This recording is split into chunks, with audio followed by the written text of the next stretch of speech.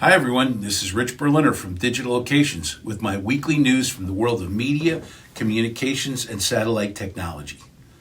In this report, we'll be focusing on three important stories that should be on your radar, including important news from SpaceX, a close call with Russia, and Denver becoming the new space tech hub. Let's get right to it. Our first story comes from Space News and is about SpaceX being granted an additional frequency band for their LEO satellite constellation. Satellites use frequencies to transmit data from space to Earth. Starlink was granted the license to use the E-band between 71 and 76 gigahertz from space to Earth and 81 to 86 gigahertz from Earth to space. This is important because SpaceX has plans to bring their total number of satellites to 7,500 Gen 2 satellites, and those will need more bandwidth for communications. Greater communications coverage means more opportunity for our groundbreaking technology, Satena, to add capabilities in a greater range of frequencies. Our vision is universal satellite to smartphone communications, and our research team at FIU welcomes opening up more frequencies.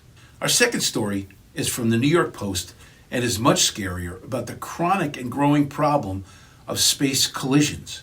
A defunct Russian spy satellite came within 30 feet of a U.S. NASA satellite and nearly collided with it on February 28th. NASA admitted that it was shocked and scared at what the collision could have meant.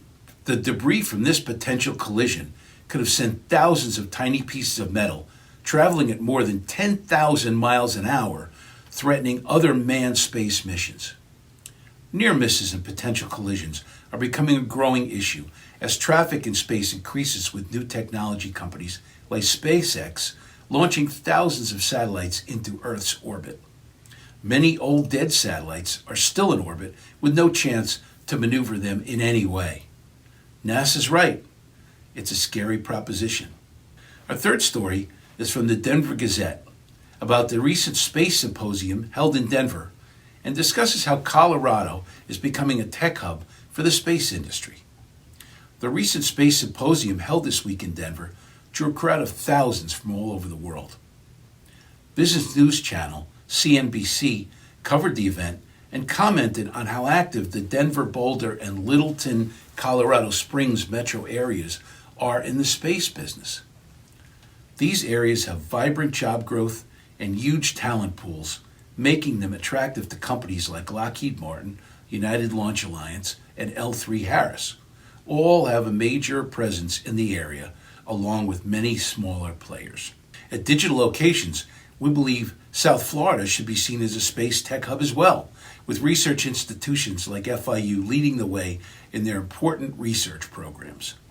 While the private sector is hard at work with their space developments, it's through partnerships like ours with Florida International University that we believe the real breakthroughs will come. So that's this week's news. I'm Rich Berliner from Digital Locations. Learn more about the great work we're doing at digitallocations.com. And thanks for watching.